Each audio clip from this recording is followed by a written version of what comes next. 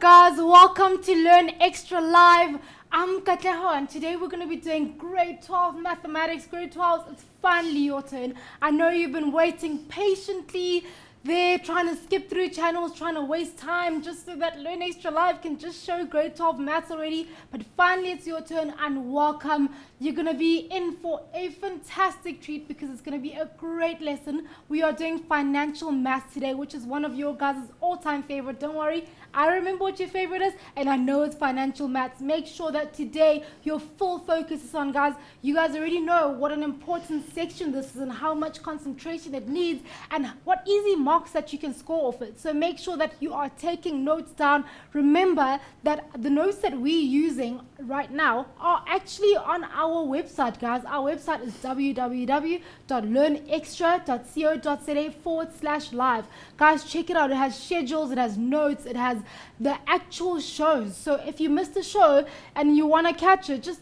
you know, the week after, just be like, oh, I actually want to see that math show with Dina again. Then you just pop onto the website, check it out, and actually just tune into it. It's really amazing, guys. Technology is amazing, and so is the internet. So make sure that you use our websites fantastically. Also, you're not seeing wrong. Yes, Cheetos. Remember that our random acts of kindness, guys, you need to post some random acts of kindness. This is a picture on our events wall of you guys doing anything, I mean anything that could benefit the next person in a little way. This means smiling at someone who's sad, helping someone carry their bags across the road, or I don't know what you guys do, giving someone your seat in the taxi instead of you going, you're like, you know what, one more seat, it's okay, you can take it, I'll just wait for the next one. Or maybe even running to the shops for your mom if she needs something, or anything whatsoever, guys. It doesn't take much of your time. It just takes a few seconds to make someone's day. And of course, when you make someone's day, we want to make your day by actually you stand a chance to win this Cheetos party pack sponsored by Simba, guys. As you can see, there's Cheetos in it, many chips. If you don't believe me, there's some more in this packet. You stand a chance to win this Cheetos notepad as well as a mindset lanyard and the t-shirt, this wonderful, awesome t-shirt. For those of you who don't have it, I know that most of you have it already, but you want another one. And oh yes, these CDs, guys, there's 5 CDs. There's Unati, there's some love songs for the month of love, those of you who are still in the mood like we are. There is some Donald, there is some Kaya, and there is Malik, guys. So make sure that you really put yourself up to this because it's a really awesome competition. Dina, please tell us what we'll be doing today. Thanks, Katleho. We're doing grade 12 mathematics, as Katleho's already said, and we're going to look at the mathematics around finance. Very basic topics on finance maths, but I think with a powerful message to those of you who want to make sure that you're financially savvy and you've got the discipline around money. I think there's some very good ideas that we've got for you. The next section that I'm going to be doing with you is really a 2-week-long section. And so I've divided it up into 2 sessions. And I'm going to look at firstly, just investments and the mathematics around investments. And then next week, we'll look around the mathematics around loans and how to work with those numbers there. Now, I know that for the last 2 years, you've been working with grade 10 and 11 topics on finance maths. Not much has changed, except for 2 little things. So we'll get straight into that and just see what is new on the grade 12 front in terms of financial mathematics. And so join me on the board as we look at what this lesson is all about. Right, in this lesson, we're going to look at investments, loan repayments, as well as the investments and loan repayments that work with compound interest. And the type of questions that we're going to look at are firstly, how long will it take 100 Rand, which is invested at 5% compound interest, to grow to 1,000 Rand?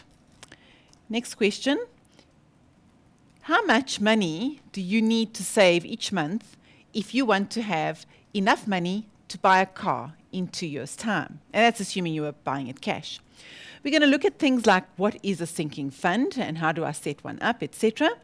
And how are home loan repayments calculated? Okay. And the best way to explore financial mathematics is really through examples. So we're going to work through quite a lot of examples for you to get the gist of how to work with these various values. The first one I'm going to set up is how long will it take 100 Rand invested at 5% compounded interest to grow to 1,000 Rand? And I said earlier, what would be new in grade 12 as opposed to what you've been currently used to? And that is the amount of money that you're actually investing. So up to now, you've invested a lump sum of money and you've utilized a formula to determine its growth after a certain number of years. Well, in grade 12, we're going to look at making regular payments over specified time periods, and that regular payment is what we're going to refer to as an annuity. So we'll look at that later. But for now, in grade 10 and 11, you only looked at, here's a lump sum of money, I'm investing it, tell me after 5 years, how much is it worth?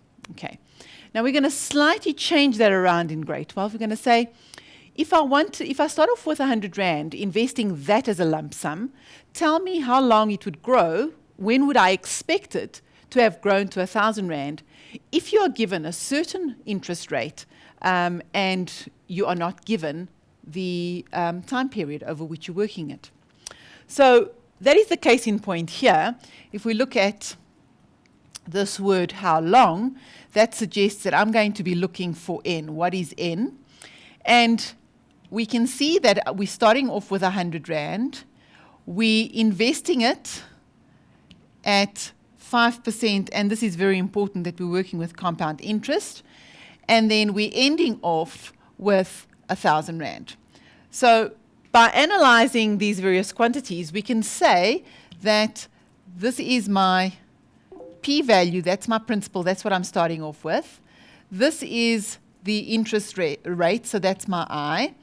And finally, this is what it ends up with, so this is the final amount that I have. And you're very, very familiar with a formula that connects all of these quantities together. I'm investing, I'm going to have a final amount.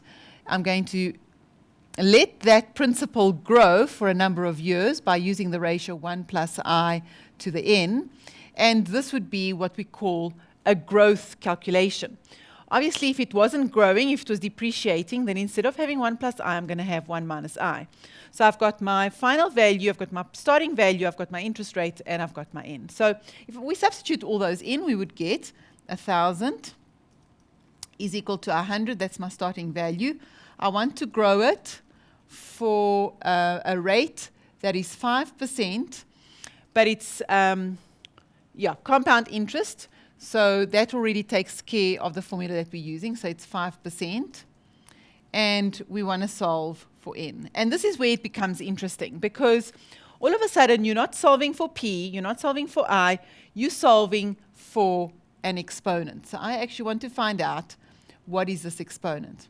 Now, for some of you, you may not yet have solved for an exponent. So I'm going to, just on the side here, let's just work on a little square that's really got nothing to do with the equation.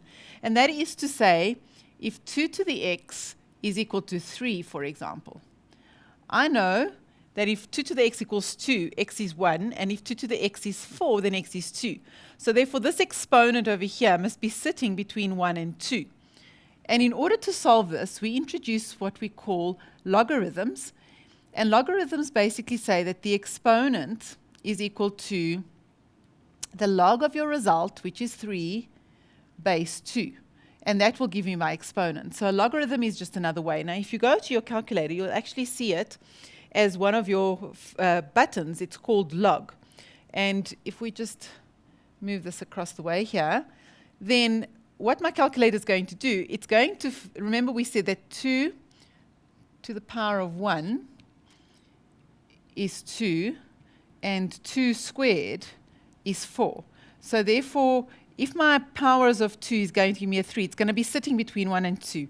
And the calculator is able to fetch that for us if we press this log button. But you'll see there's another one that has the function as well as the base. So my base is 2, and my function is 3.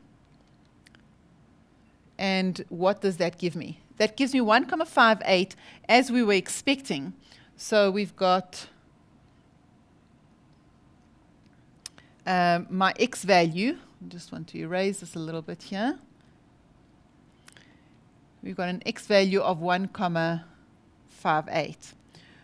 So a logarithm is the inverse function of an exponent, which allows us to get that value of that exponent. So there's my exponent.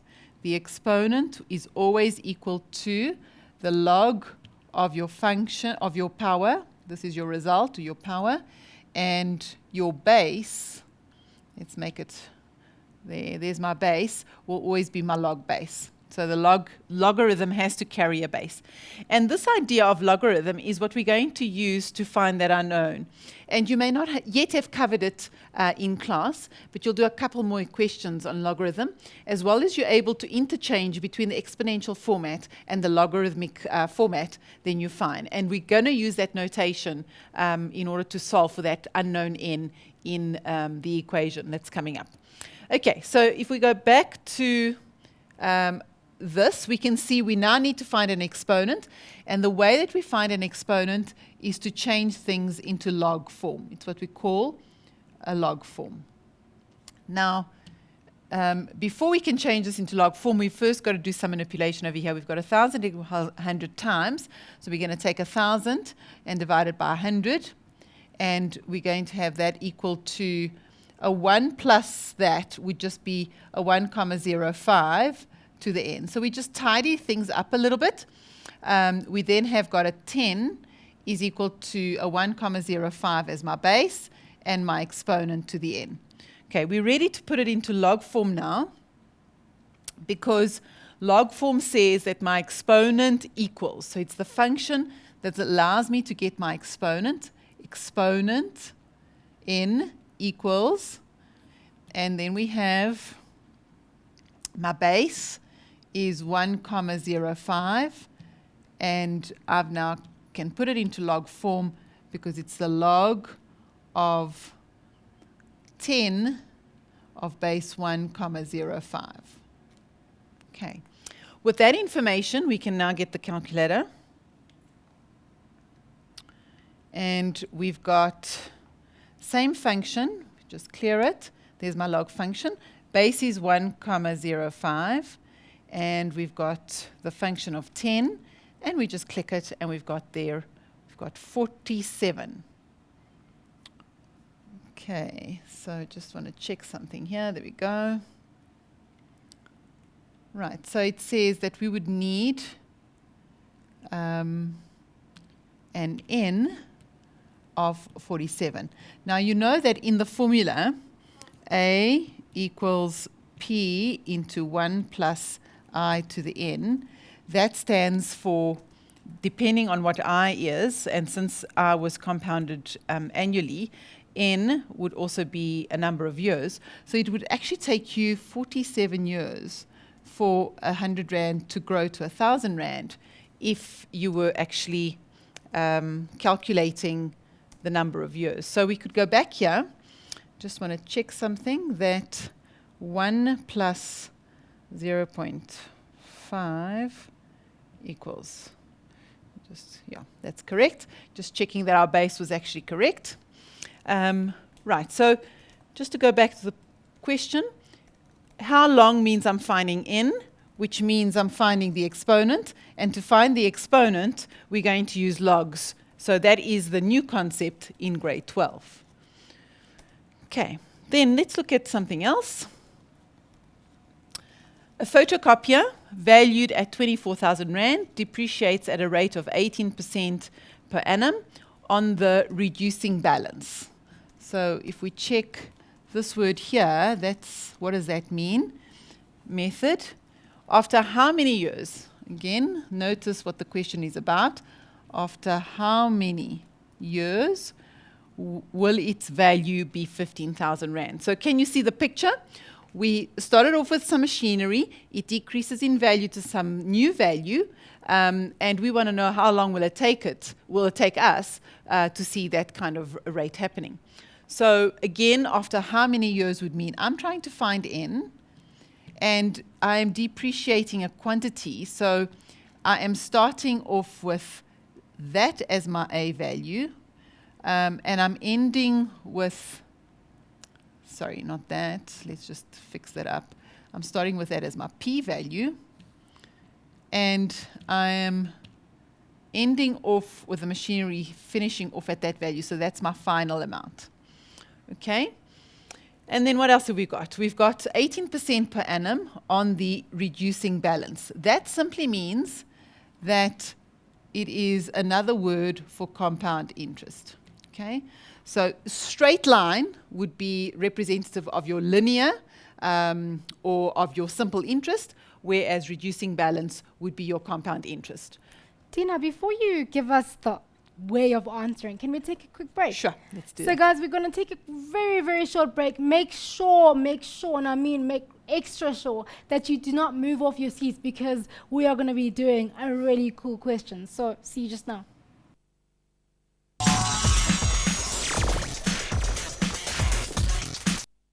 Welcome back, Mindsetters. If you have just joined us, we are doing grade 12 financial mathematics.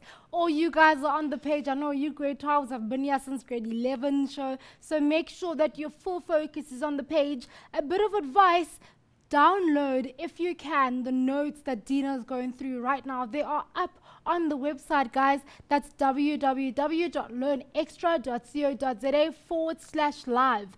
That's where you guys can download the notes that Dina's using right at this moment, so that you can work through them, guys, and do the example as she is doing them as well. It'll really help you later on when you're studying for trials or finals and you really need to look back on them. It will really help if you print them out or download them onto your phone or onto your computer right now. Over to you, Dina. Thanks, Katlego. That's very, very good advice. I hope that you're all following that.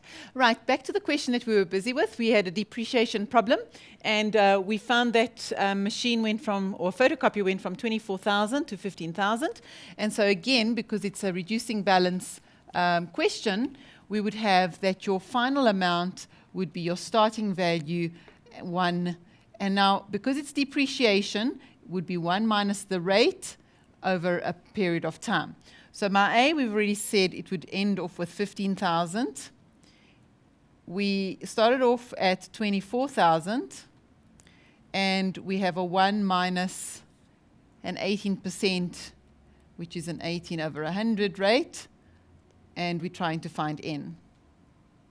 So we now do some simple division. We've got 15,000 divided by 24,000 equals 1 minus 18 is 82. So this is 0.82 to the power of n. So we just tidy up all the fractions, tidy up all the values.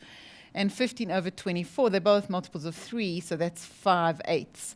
So we've got a 5/8 on this side, and we've got a 0.82 on that side, but just simplifying the arithmetic. So we land up with a situation where we're trying to find the exponent. What do we do to find exponent? We put it into log form.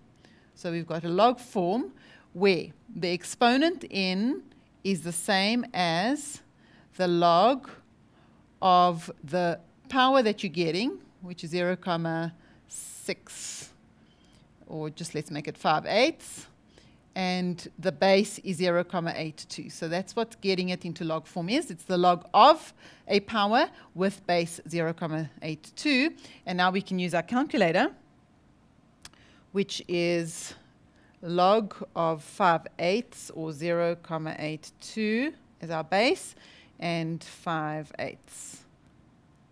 5/8. And we get what? We get 2.36. So we've got 2.36 as our number of years. And I want you to explain to me what do you think that means? 2.36 years. Let's just go there. 2.36 years. Does that mean 2 years and 3 months? No. It means that, let's just round it off. So it's approximately 2.4 years, which means it's 2 years and 4/10 of a year of 12 months, which is a year.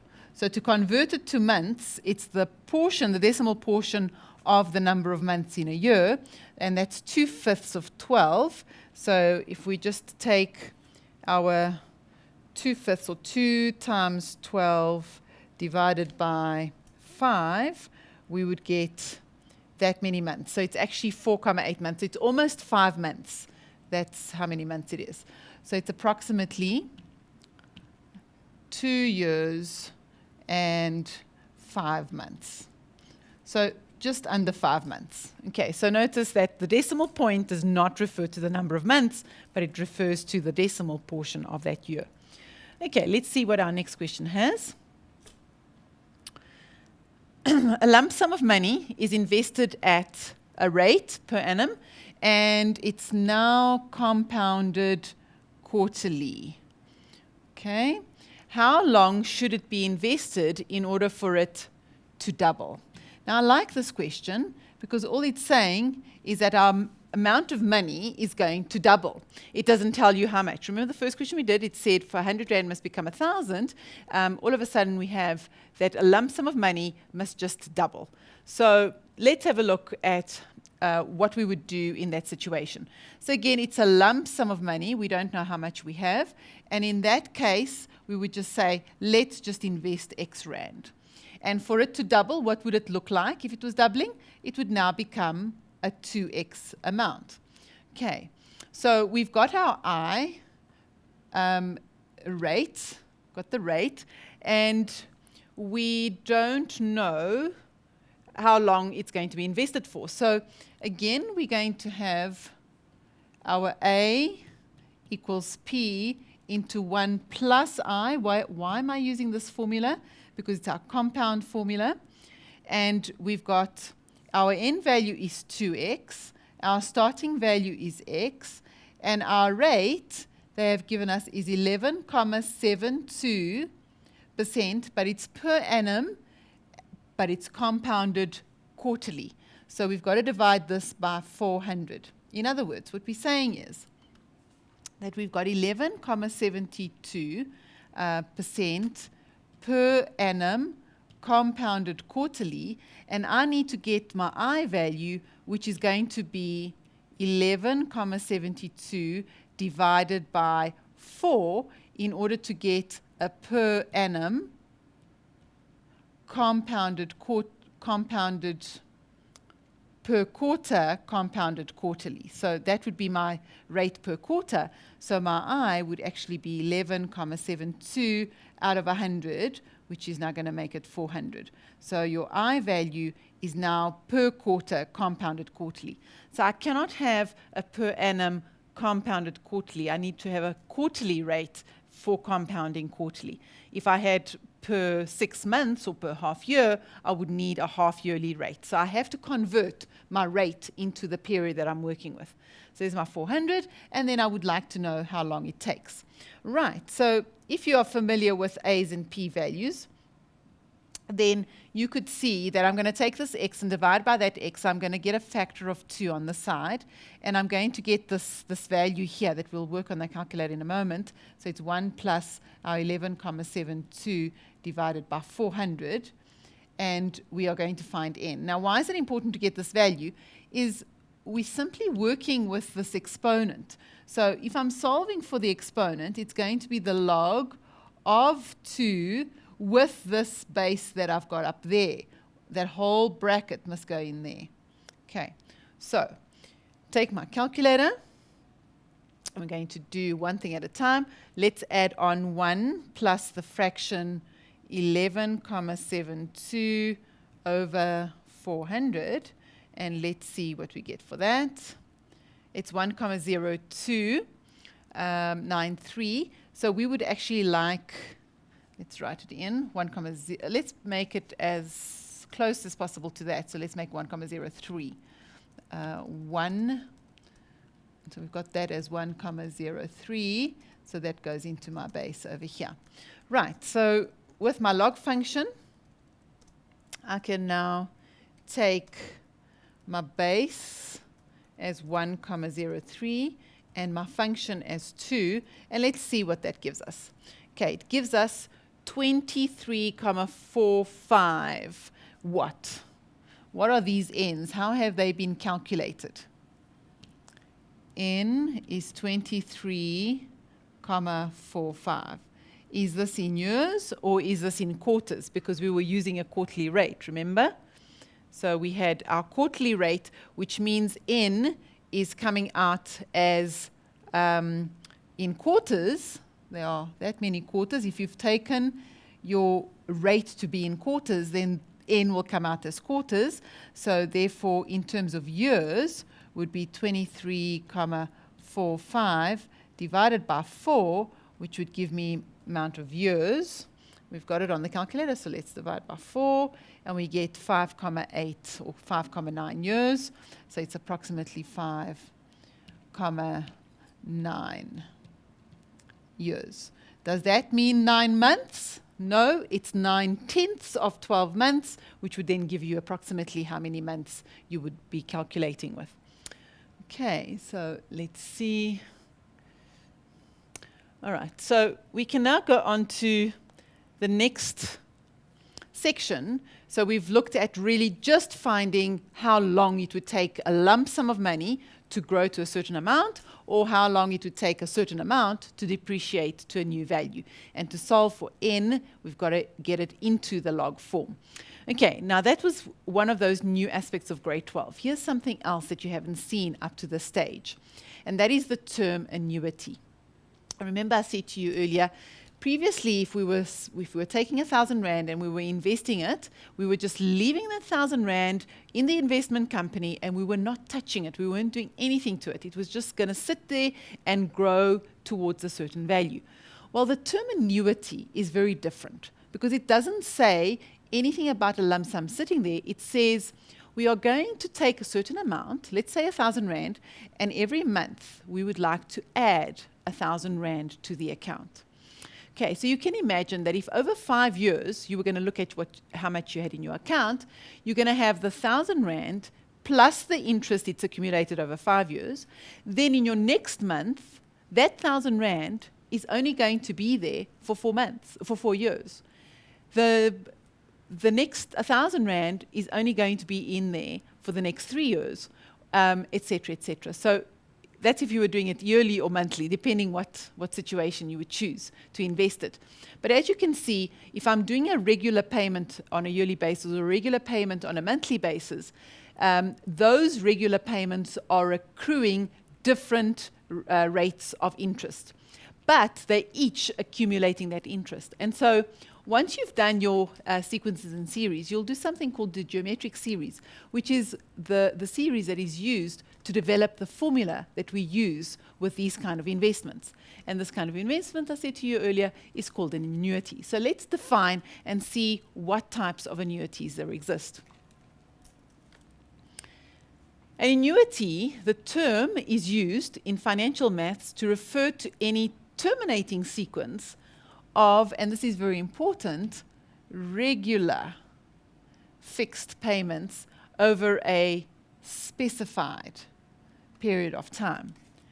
Now, there are 2 types of annuities. The first one is an ordinary annuity, and this is when the payments are made at the end of each period. So they will come at the end of the week, they'll come at the end of the month, they'll come at the end of the 6 months, or they'll come at the end of the year, etc. So it's at the end of the stipulated period.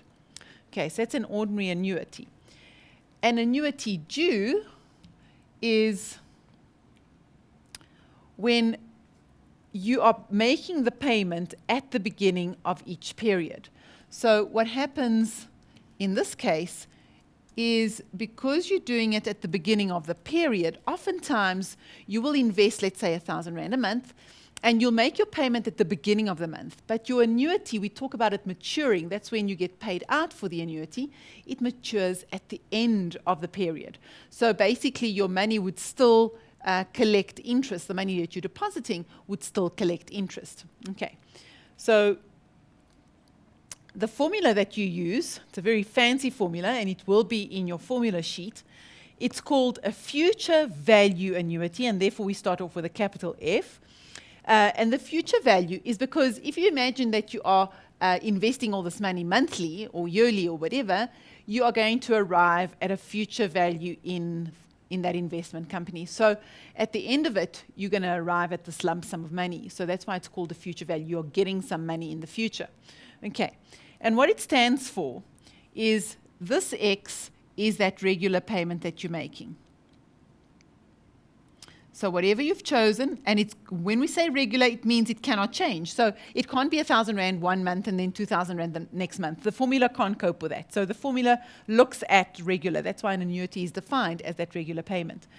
N is still for the amount of periods you're going to be paying for. So you decide if you want it over 5 years, etc. So it's a monthly periods. Okay. And your I is your effective rate. Okay, so it's not your nominal rate, it's your effective rate. So what have we got? Okay, if we've got all these values, we substitute into the formula and we're going to get out our future value. And I think after the break, we'll do a problem. Thank you, Dina. So guys, we're going to go for a break. I see that most of you have actually started downloading those notes and you guys are saying how awesome they are. But those of you who don't know how to, I have posted on our page exactly where to go to check those notes out. So jump on the page, check it out, and ask me anything that you need to ask, guys, about financial maths, about anything that you need to know about it. Please shoot your questions over to Facebook. See you just now.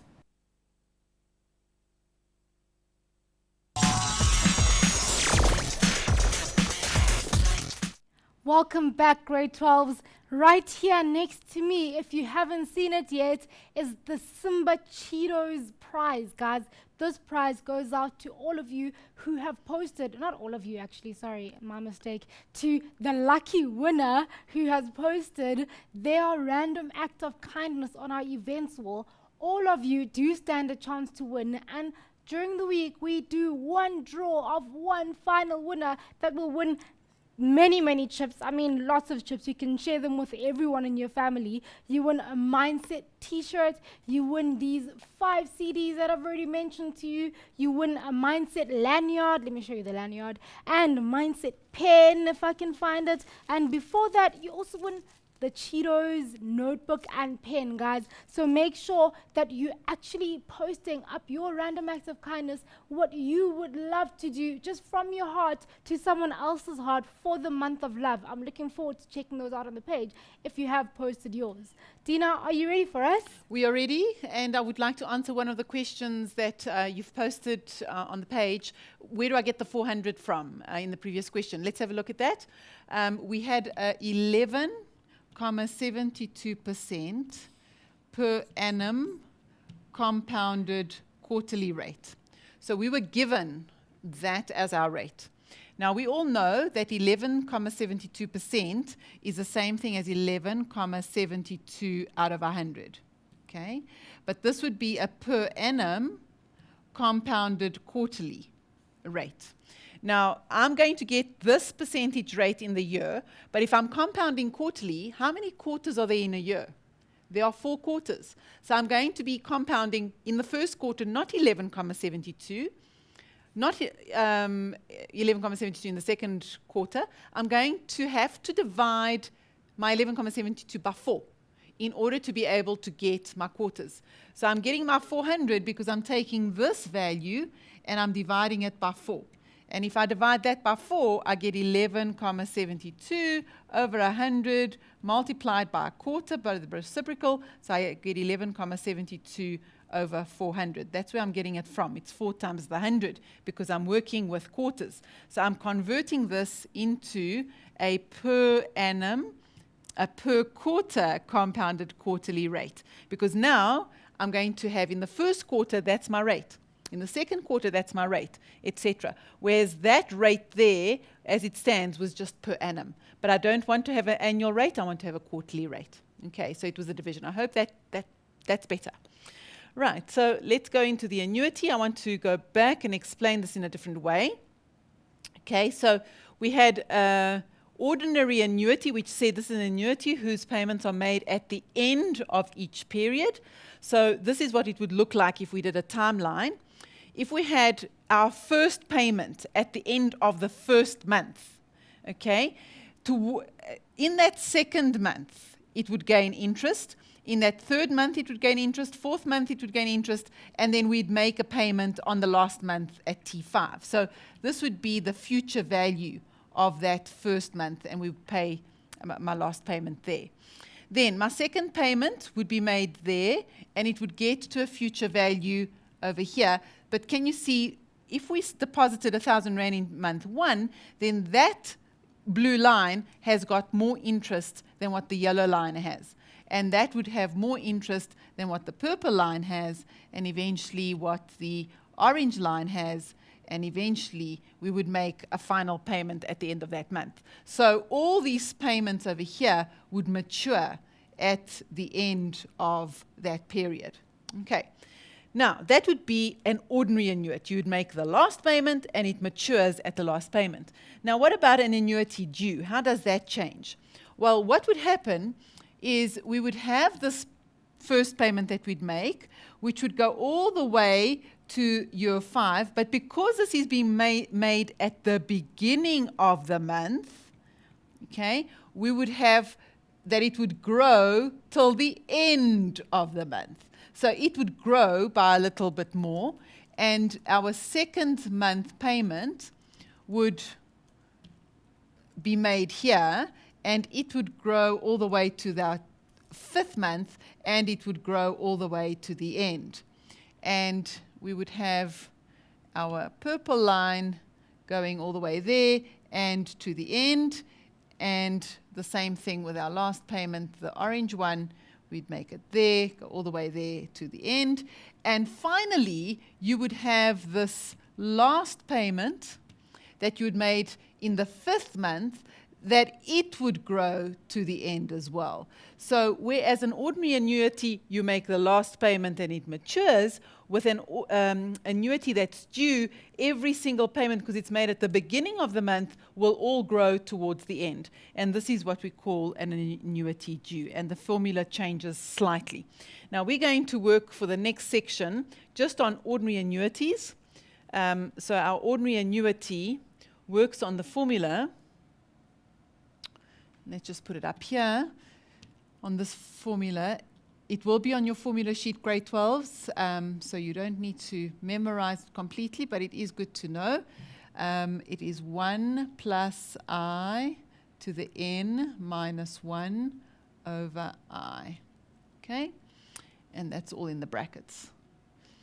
Okay, so let's look at Manuel and what he's doing. Manuel is investing 300 Rand, and look what it says, per month. Okay, now earlier somebody posted, they wanted to know what is a lump sum. A lump sum is just a total amount of money that you have. It's a lump, okay?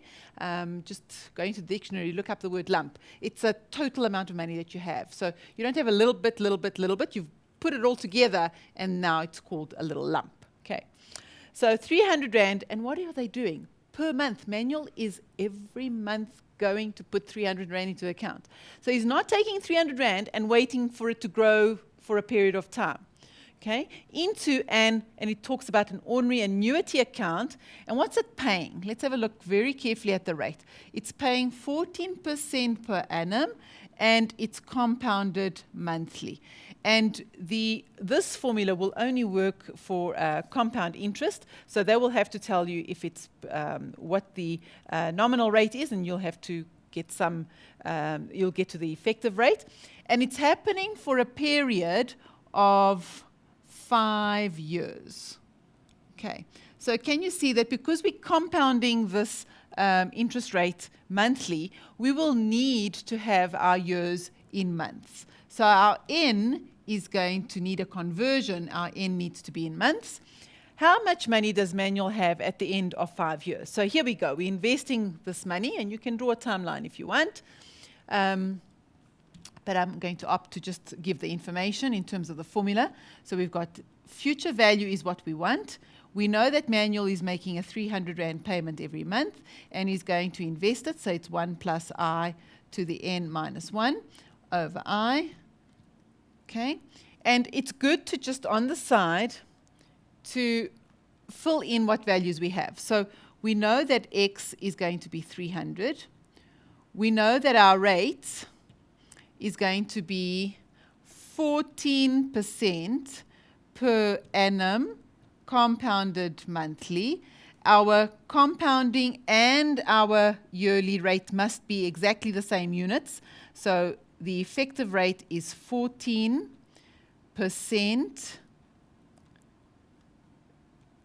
per month. So it's going to be times 12. So that's per month compounded monthly. And that is the biggest thing to understand, is that your rate as a nominal rate has to be written as an effective rate. I've got to have the compounding period and the number of months as the same thing. So our rate is really, an I is 14 over 1,200. Okay, so we've got our I, we've got our X, and we know that N has got to be in months. And what is 5 years in months? 5 years times 12 would give us 60 months. So without all information, you have now got all the armor that you need, because FV will now be 300 multiplied by 1 plus this percentage, 14 over 1200, to the power of 60 minus 1 all over the 14 over 1200. Okay, so we've got our calculator, we use our tool here, and we've got a 300 multiplied by a fraction. On our numerator, we have a 1 plus a 14 over 1200. We've got a power of 60. We're then taking 1 away, and we've got that over our other fraction as 14 over 1200. So let's see what happens to that. Let's just close it up here and hope it doesn't have a problem for us. Let's just go there and we delete that. There we go. Let's just see what it gives. There we go. That's how much money Manuel will have. Now, can you believe that he's actually got 25,000 rand? Forgot how many other little bits he's got. 858. 858. Can you believe that? That 300 rand has become 25,000 rand in 5 years. Awesome compound interest. Thank you, Dina. I know I see all your questions on the page. I will be shooting them over to Dina. Some of your questions have been answered, and you guys are like, awesome, I understand. I am good at financial maths because my question has been answered. But stay with us, guys, because some more of them will be answered right after the break.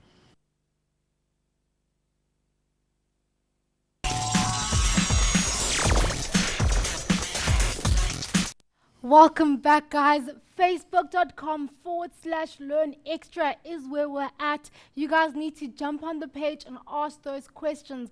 So far, your questions have been awesome. It just shows that you guys are really understanding it. And as I've said, and I did say it at the beginning of the show, this is your favorite section and one that would be awesome for you to get full marks in. So in order to get your full marks, you need to actually understand, guys, you need to understand what happens in financial maths, and that is why we are here. And that is also why we need you guys to ask us questions so we can see where you're at. Grade 12s, this is a big section, and you guys have already stated on the page that you're enjoying the show so far. So make sure that your friends also enjoy the show by letting them know on a Monday where you are during the hours that you are here, or the just 1 hour. So make sure that you include those people in your life that you really want to pass. Like Silo has been saying that he actually helps people in his class to pass the test, and they really did well. After the first time they failed it, they really did well the second time after he was able to help them and take them through a few things that he learned right here. So make sure that you're also doing that for people that you care about in your lives. Over to you, Dina. Thanks, Katlego. And we've been reading that page. It's been going crazy. 2 things that I've picked up from there. One person wanted to know what do we do with annuity due, when do we multiply it by 1 plus I? And that is the annuity due. Remember, I showed you the payments that are made. Let's just go down here. Let's just go back one. Okay, we're a bit lost. Ta-dum, ta-dum. We'll get there. There we go. Find it? Okay, yeah. This annuity here, where the amount of money is paid at the beginning of the month and stays to the end of the month, then we would take the formula and multiply it by 1 plus I, because it's going to be increased by that further month. That's why it's an annuity due, because you're only due at the end of the month. So that's when we multiply 1 plus I. The other question was around nominal and effective rate. A nominal rate is the annual rate that you're given. An effective rate is the period rate. So if you are working with quarters, your quarterly rate would be your effective rate. If you're working in months, then your monthly rate would be your effective rate, whereas your nominal is always your annual. It's your 11% per annum. But then you've got to work with the compounding aspect, and that will determine what you need to do to your rate to make it into an effective rate. Okay. Right, so let's go back to our manual problem. Manuel's friend, Trevor, is going to invest 300 Rand as well, like Manuel did, per month into an account that pays 14% per annum compounded monthly. And he's going to do it for a period of 5 years as well. So he's doing exactly the same thing as Manuel. But what Trevor does is he makes a first payment immediately. Trevor's first payment is immediate. And his last payment is on the day the investment matures. So can you remember, if we pay on the last and it matures immediately, it's an ordinary annuity. But can you see what Trevor's doing? He's making a payment immediately, and then he's going to have this end of the month payments, because he makes a payment and it matures. So this information is quite critical, because he makes a payment on the day that the investment matures. So if he's making an immediate payment, we're actually saying that on our timeline, we're making a T0 payment. And so in other words, N is not going to be 60 as for Manuel, but N is going to be 1 extra payment. So N in this case is 61. How much does Trevor have at the end of 5 years? It's exactly the same as Manuel's information. So we can actually go back to our calculator, and hopefully it's still there. Trevor also puts away 300 Rand every month. He then has 1 plus a 14 out of 1200, but he's going to go for 61 months minus 1 over your 14 over 1200. Let's see. Manuel made 25,000 Rand. Let's see how much Trevor does. Let's get it all into the calculator. You see, it's lovely that it's still there. So I can just go up. What is changing is the 61. So let's go in there. Come on. There we go. Let's go up to our power. Let's see our power. There we go. 61. So let's delete that and make it 1. And voila, let's hit the button and see what happens. Well, can you believe it? He makes another almost 1,000 Rand. So 1 extra month on 300 Rand a month, getting an almost 1,000 Rand extra. That's awesome, don't you think? Okay, so that's 26,460. So that is 26,460 roundabout. Okay, but today, grade 12s, I want to just share with you that it doesn't matter how little that sum of money is. If you compound that value over a period of time, compound interest is an exponential function, and at the beginning it's very slow growth, but as it gets further and further away from those initial periods, it starts growing quite fast. And so can you believe that your 300 Rand that you are putting away every month could actually grow to 25,000 Rand? That's magic. So if you think about that you'd like to maybe have 25,000 Rand in 5 years' time, all you need to do today is to put it away and invest it every month. Put in 300 Rand and you'll see how much it grows. So don't forget, compound interest is your friend and it's on your side. Right, so that was the difference between Trevor and Manuel. Let's go on to our next question. We went back. Okay. Let's say we now have this scenario. In the next 2 years, you want to be able to buy a car cash. Okay, you don't want to owe anybody any money, so you want to have the cash on hand. How much money do you need to save each month if you want to have enough money to buy a car in 2 years' time? And let's pose a scene. Let's say you would like to buy a car for 100,000 Rand in cash, and the investment that you're going to make is paid into an ordinary annuity at 8% per annum, and it's going to be compounded monthly. So the fact that you've got this per annum, what kind of rate is that? That is a nominal rate, for those of you that were asking about the nominal rate. And nominal rates, and we need to compound it monthly, so we need to get an effective rate would mean we would get it into a monthly rate. Okay?